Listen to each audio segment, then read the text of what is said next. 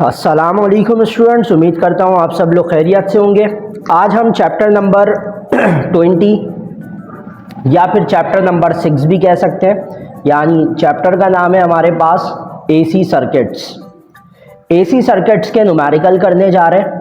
तो numerical number 1 है हमारे पास, पहले हेडिंग डाल देते हैं न्यूमेरिकल 1 और गिवन की। तो न्यूमेरिकल नंबर 1 है हमारे पास लिखा हुआ है अ रेजिस्टर ऑफ 20 ओम।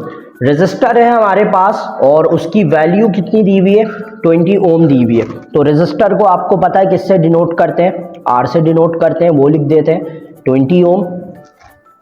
आगे लिखा हुआ is connected in series with a capacitor of 10 microfarad.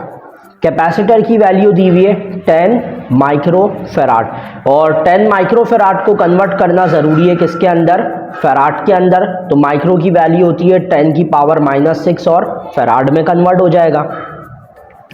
आगे लिखा हुआ इन एन ऐसी circuit with a frequency of 50 hertz. Frequency की वैल्यू दी हुई है आपको 50 हर्ट्ज। ये तीन चीज़ें जो है यहाँ पर गिवन है हमारे पास। तो ये तीन चीज़ें गिवन है हमारे पास, और अब रिक्वायर्ड लिख लेते हैं। रिक्वायर्ड में हमारे पास क्या है, calculate the total impedance. Impedance आपको पता है किससे डिनोट किया जाता है, इम्पिडेंस को डिनोट करते हैं हम Z से। सॉल्यूशन लिख लेते हैं, सॉल्यूशन की हेडिंग डाल लेते हैं। तो अब सॉल्व करते हैं इसको। तो सबसे पहले इम्पिडेंस मालूम करना है, तो इम्पिडेंस का फॉर्मूला लिख लेते हैं। इम्पिडेंस का फॉर्मूला होता है Z = R² प्लस XC²। ये इम्पिडेंस का फॉर्मूला है। अब यहाँ पर मसला ये कि R तो गिवन है बट XC गिवन नहीं है, तो इसलिए इसको हम इक्वेशन 1 का नाम दे देते हैं और हेडिंग डाल देते हैं फॉर XC। XC का मतलब होता है reactance of capacitance. Reactance of capacitance का फॉर्मूला होता है 1/2πfc। तो अब वैल्यूज पुट कर लेते हैं, सॉल्व कर लेते हैं। 2 आ गया, पाई की जगह 3.142 आ जाएगा, फ्रीक्वेंसी 50 गिवन है और वैल्यू ऑफ c दी हुई है 10 एक्सपोनेंट -6। तो सबसे पहले इसको सॉल्व करने के लिए हम नीचे वाली वैल्यूज को मल्टीप्लाई कर लेते हैं कैलकुलेटर से। तो नीचे वाली वैल्यूज हमारे, तो इनको मल्टीप्लाई करते हैं। 2 मल्टीप्लाई बाय 3.142 मल्टीप्लाई बाय 50 और मल्टीप्लाई बाय 10 एक्सपोनेंट -6। तो हमारे पास आंसर आ रहा है 3.142 एक्सपोनेंट -3। तो ऊपर वाला 1 हम एज इट इज लिखेंगे और यहाँ पर लिख लेंगे 3.142 एक्सपोनेंट -3। अब यहाँ पर जो अक्सर आप लोग गलती करते हो, ये वैल्यू आपके पास आई है, अब इसको डायरेक्ट आप डिवाइडेड बाय 1 कर दोगे तो आंसर तो वही आएगा, लेकिन यहाँ ऐसा नहीं है। यहाँ पर 1 पहले लिखना है, तो हम 1 पहले लिखते हैं, फिर डिवाइड का साइन और फिर 3.142 एक्सपोनेंट -3 ये हम लिखेंगे। और इसको जब हम सॉल्व करते हैं तो हमारे पास आंसर आ जाता है, यानी रिएक्टेंस ऑफ कैपेसिटेंस आ जाती है 318.268 ओम। ये हमारे पास XC की वैल्यू आ गई। अब इस XC की वैल्यू को हम 1 में पुट कर देते हैं, तो यहाँ लिख लेते हैं पुट इन 1। तो 1 हमारे पास था Z = R की जगह हमारे पास आ जाएगा 20² प्लस XC की जगह आ जाएगा 318.268 का होल स्क्वायर। तो अब इनका हम स्क्वायर निकालते हैं, 20 का स्क्वायर तो 400 हो जाएगा हमारे पास, और ये वाली वैल्यू है तो जो हमने कैलकुलेटर में आंसर निकाला हुआ था उसका हम डायरेक्ट स्क्वायर कर देते हैं। तो ये आ रहा है 101.29, सॉरी ये है 101,294.91 ये हमारे। अब इसको हम डायरेक्ट प्लस कर देते हैं, प्लस 400, तो यह हमारे पास आ गया 101,694.9137, और हम डायरेक्ट इसका स्क्वायर रूट निकाल लेते हैं। तो स्क्वायर रूट आंसर दबा देते हैं, तो हमारे पास आंसर आ जाएगा दोबारा 318.89, यानी थोड़ा सा फर्क आया हमारे पास। और राउंड ऑफ करके लिखें तो 319 भी लिख सकते हैं या 318.9 ओम्स हम लिख देते हैं। Z का यूनिट भी क्या होगा, ओम होगा। बुक के अंदर इसका आंसर अलग आ रहा है, लेकिन बुक में ये जो चैप्टर 6 के न्यूमेरिकल्स हैं उसके क्वेश्चंस में भी बहुत ज़्यादा मिस्टेक्स हैं और आंसर्स में भी बहुत ज़्यादा मिस्टेक्स हैं, तो इसमें काफ़ी आपके डिफरेंट आएंगे। न्यूमेरिकल नंबर 2 करते हैं। न्यूमेरिकल नंबर 2 में भी सबसे पहले हम गिवन की हेडिंग बना लेते हैं। गिवन में हम क्या क्या लिखते हैं, for an inductor with an inductance of 0.5 henry. Inductor को हम डिनोट करते हैं एल से और ये हो गया 0.5 हेनरी। आगे कह रहे हैं and a frequency of 100 hertz, frequency दी हुई है 100 हर्ट्ज, वो लिख लेते हैं। Calculate the inductive reactance, inductive reactance निकालना है, रिक्वायर्ड और सॉल्यूशन की हेडिंग डाल देते हैं। इंडक्टिव रिएक्टेंस का मतलब है हमारे पास XL की वैल्यू हमें कैलकुलेट करनी है, तो XL का फॉर्मूला यहाँ पर बहुत सिंपल है, इंडक्टिव रिएक्टेंस 2 पाई f इंटू L। सारी वैल्यूज़ रखते हैं, मल्टीप्लाई कर लेंगे, आंसर आ जाएगा। फ्रीक्वेंसी 100 हर्ट्ज है और L की वैल्यू हमारे पास 0.5, तो आप जब इनको मल्टीप्लाई करोगे तो हमारे पास आंसर आ जाएगा 314.16 ओम। ये हमारे पास इंडक्टिव रिएक्टेंस आ जाएगी इसकी। अब न्यूमेरिकल नंबर 3 करते हैं, तो न्यूमेरिकल नंबर 3 किस तरह से होगा पहले गिवन बना लेते हैं। तो गिवन में हमारे पास क्या क्या है दिया हुआ है, इन एन RL सर्किट, तो न्यूमेरिकल 3 और given. In an RL circuit the resistance R is 30 ओम, यानी R की जो वैल्यू है हमें वो कितनी दी हुई है 30 ओम दी हुई है, तो यहाँ लिख लेते हैं R 30 ohm. And the inductance L दिया हुआ है 0.2 हेनरी और calculate the total impedance at 60 hertz, यानी फ्रिक्वेंसी दी हुई है आपको 60 हर्ट्ज और मालूम क्या करना है आपको, रिक्वायर्ड टोटल इम्पिडेंस यानी कि Z मालूम करना है आपको। तो यहाँ पर हम लिख लेते हैं रिक्वायर्ड के अंदर टोटल इम्पिडेंस। अब यहाँ पर इंडक्टर है, तो इंडक्टर का जो टोटल इम्पिडेंस का फॉर्मूला होता है वो वही होता है जो रिएक्टेंस का होता है, तो यहाँ लिख लेते हैं R स्क्वायर प्लस XC की जगह XL स्क्वायर आ जाएगा, नंबर 1 डाल देते हैं क्योंकि XL यानी इंडक्टिव रिएक्टेंस है नहीं, तो यहाँ पर इंडक्टिव रिएक्टेंस का वही फॉर्मूला यूज़ करेंगे जो नंबर 2 में यूज़ करा था। तो XL हमारे पास हो जाएगा 2 पाई FL के बराबर हो जाएगा, 2 आ जाएगा, पाई की वैल्यू 3.142 और फ्रीक्वेंसी 60 और L की वैल्यू 0.2। तो इन तीनों को हम मल्टीप्लाई करके देख लेते हैं क्या आ रहा है, 2 multiply by 3.142 multiply by 60 multiply by 0.2, तो हमारे पास आ रहा है 75.408। तो इंडक्टिव रिएक्टेंस हमारे पास आ जाएगी 75.408 ओम। अब इसको हम नंबर 1 में पुट कर देते हैं, तो यहाँ लिख लेते हैं Z is equal to R की जगह आ जाएगा 30 स्क्वायर प्लस 75.40 का होल स्क्वायर।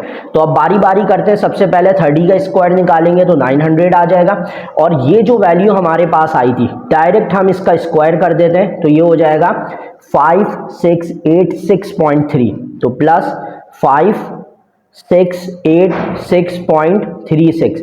जो आंसर आए उसमें हम डायरेक्ट 900 प्लस कर देते हैं, तो ये आ जाएगा 6586, तो ये हो जाएगा 6586.36। जो आंसर आया उसका डायरेक्ट हम रूट निकाल लेते हैं, तो हमारे पास जो टोटल इम्पिडेंस आ जाएगी वो आ जाएगी 81.15 ओम। ये न्यूमेरिकल नंबर 3 हो गया। अब न्यूमेरिकल नंबर 4 करते हैं, तो न्यूमेरिकल नंबर 4 में क्या क्या चीज़ें गिवन है वो देख लेते हैं। पहले हेडिंग डाल देते हैं न्यूमेरिकल 4 गिवन। अच्छा जी, लिखा हुआ है in an RC circuit the resistance R is 50 ओम, तो रेजिस्टेंस R जो गिवन है हमारे पास वो 50 ओम है। और एंड द कैपेसिटेंस, कैपेसिटेंस आपको दिया हुआ है 20 माइक्रोफेराड, ये 1 वाले की तरह ही है, तो यहाँ हम लिख लेते हैं 20 एक्सपोनेंट -6 फराड, क्योंकि माइक्रो जो है वो एक्सपोनेंट -6 के बराबर होता है। और यहाँ पर आपको गिवन दिया हुआ है कैलकुलेट द कैपेसिटिव रिएक्टेंस, तो कैपेसिटिव रिएक्टेंस का मतलब है XC हमें कैलकुलेट करना है। उसूलन तो ये न्यूमेरिकल इन्हें नंबर 1 पर देना चाहिए था और 1 वाला 4 पर देना चाहिए था, तो वो ज़्यादा आसान रहता है, ज़्यादा सही रहता है, क्योंकि यहाँ पर कैपेसिटिव रिएक्टेंस आप कैलकुलेट करोगे इस फॉर्मूले से और ये फॉर्मूला हमें 1 में अलग से यूज़ करना पड़ता है। तो 3.142 हो गया फ्रीक्वेंसी हमारे पास। अच्छा, यहाँ पर फ्रीक्वेंसी गिवन नहीं है, तो जब फ्रीक्वेंसी गिवन नहीं होगी तो उसको आप कांस्टेंट कंसीडर करोगे 50 हर्ट्ज। तो ये आप फ्रीक्वेंसी की वैल्यू ले लोगे 50 हर्ट्ज और वैल्यू ऑफ सी हो जाएगी 20 एक्सपोनेंट माइनस 6, क्योंकि एसी जो करंट होता है ना उसकी फ्रीक्वेंसी फिक्स होती है जिसको हम 50 हर्ट्ज कहते हैं, इसलिए। अच्छा जी, आप मल्टीप्लाई कर लेते हैं, 2 multiply by 3.142 multiply by 50 multiply by 20 exponent minus 6। तो जो नीचे वाले का आंसर आया है वो आ रहा है 6.284 एक्सपोनेंट माइनस 3। अब इसको 1 से डिवाइड कर लेते हैं, तो लिख लेते हैं 1 डिवाइडेड बाय 6.28 एक्सपोनेंट माइनस 3। तो ये हमारे पास आ जाएगा 159.235 ओम। तो ये कैपेसिटिव रिएक्टेंस आ गई, ये न्यूमेरिकल नंबर 4 हो गया। अब आ जाते हैं हम न्यूमेरिकल नंबर 5 पर। तो सबसे पहले लाइन ड्रॉ कर लेते हैं, न्यूमेरिकल नंबर 5। अच्छा जी, तो न्यूमेरिकल नंबर 5 है हमारे पास। कह रहे एन एसी सर्किट, पहले हेडिंग डाल देते हैं। तो न्यूमेरिकल 5 गिवन। अच्छा जी, कह रहे an AC circuit has resistance of 40 ohm. तो आर यहां पर दिया हुआ है 40 ओम्स। एन इंडक्टिव रिएक्टेंस यानी XL दिया हुआ है आपको, आपके पास 30 ohms. And a capacitive reactance दिया हुआ है आपके पास 20 ओम। और लिखा हुआ है draw the impedance triangle and calculate the total impedance. तो हम यहाँ पर हेडिंग डाल देते हैं रिक्वायर्ड की और सॉल्यूशन की। तो बेसिकली टोटल इम्पीडेंस हमें कैलकुलेट करना है।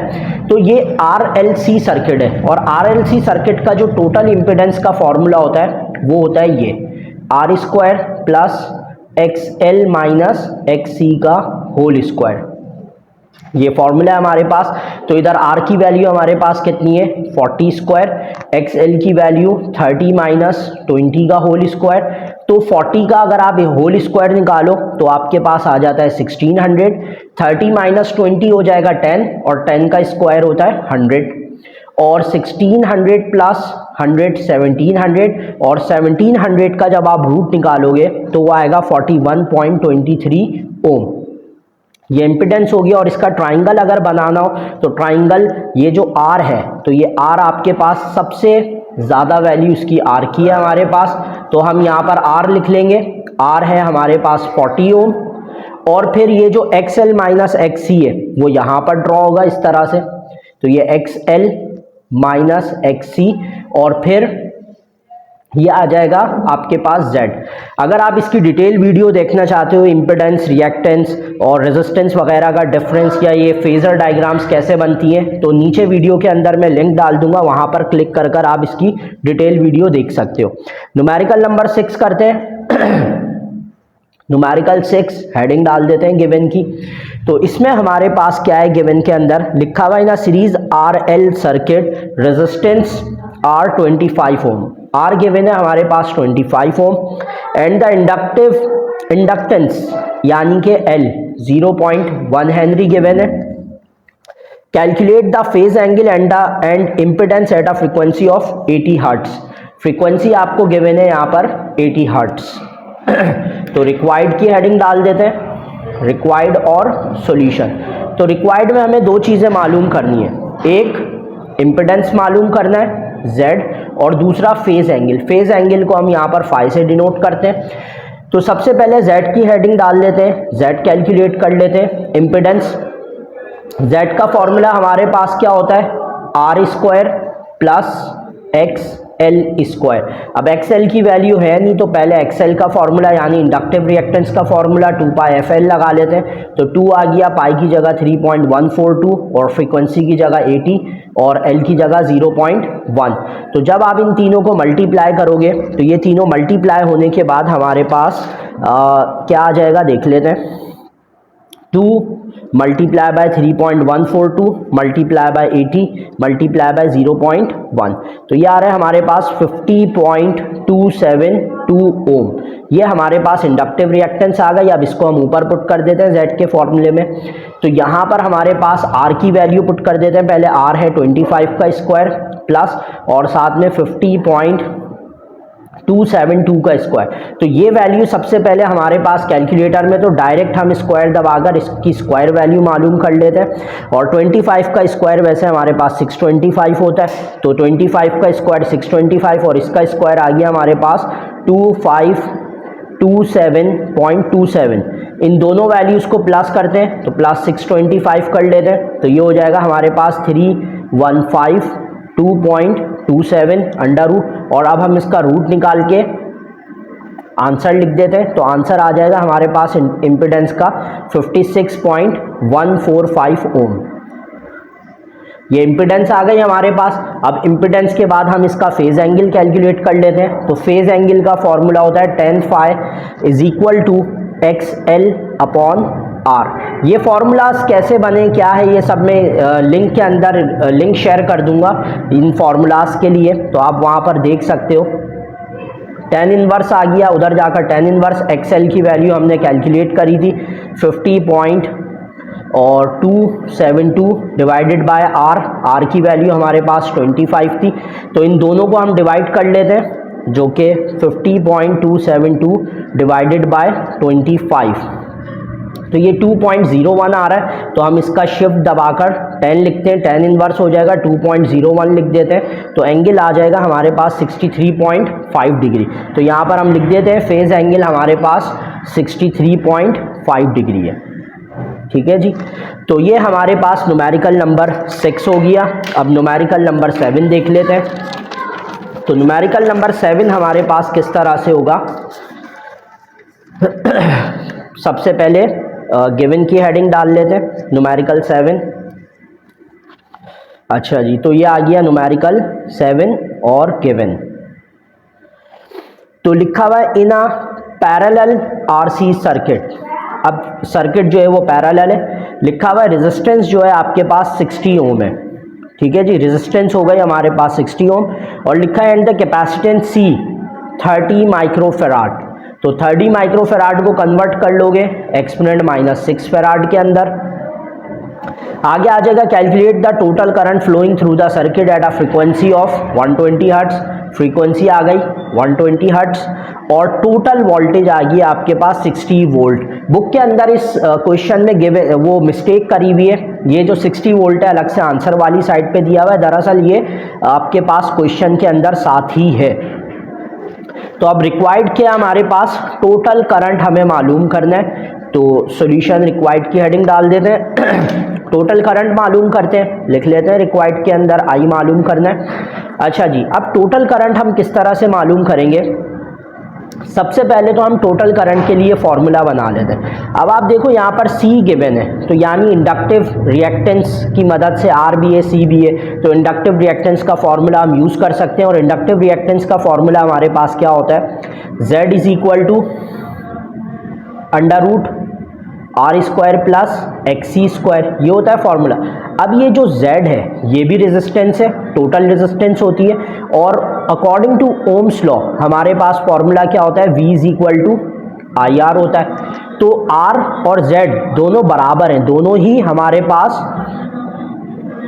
रेजिस्टेंस है, तो R और Z को इंटरचेंज कर लेंगे, तो V अपॉन I किसके बराबर हो जाएगा, Z के। अब इसको अगर मैं यहाँ पर सब्स्टिट्यूट कर देता हूँ Z की जगह पर, तो फॉर्मूला क्या हो जाएगा, V upon I is equal to R square plus XC square, ये फॉर्मूला बन गया।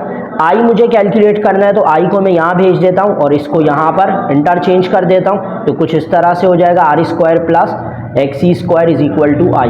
इसको हम नाम दे देते हैं नंबर 1 का। वोल्टेज दिया हुआ है, R दिया हुआ है, बट XC की वैल्यू हमें नहीं पता, तो अब हम XC की वैल्यू यहाँ पर कैलकुलेट कर लेते हैं। और XC के लिए कैपेसिटिव रिएक्टेंस का फॉर्मूला लगेगा 2πfc, तो 1/2 पाई की जगह 3.142, फ्रीक्वेंसी की जगह 120 और कैपेसिटेंस की जगह 30 एक्सपोनेंट -6।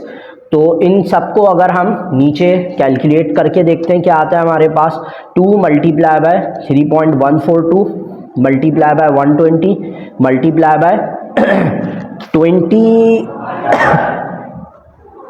ये हमें क्वेश्चन में क्या दिया हुआ है, 30 दिया हुआ है, तो 30 एक्सपोनेंट -6 ये रख लिया, तो हमारे पास आ रहा है 0.0226। अब इस वैल्यू को 1 से डिवाइड कर लेते हैं हम, 1 डिवाइडेड बाय 0.0226, तो ये हमारे पास हो गया XC 44.24 ओम्स।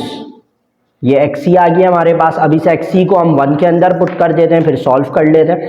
तो यहाँ हम पहले फॉर्मूला लिख लेते हैं, क्या आता I is equal to V की जगह 60 आ जाएगा, और अंडर रूट R की जगह पर आ जाएगा 60, अच्छा R भी 60 ओम है यहाँ पर, और वोल्टेज भी, तो इस R की जगह भी 60 आ गया, और XC की जगह पर 44.24 का स्क्वायर। तो पहले नीचे अंडर रूट वाला सॉल्व कर लेते हैं।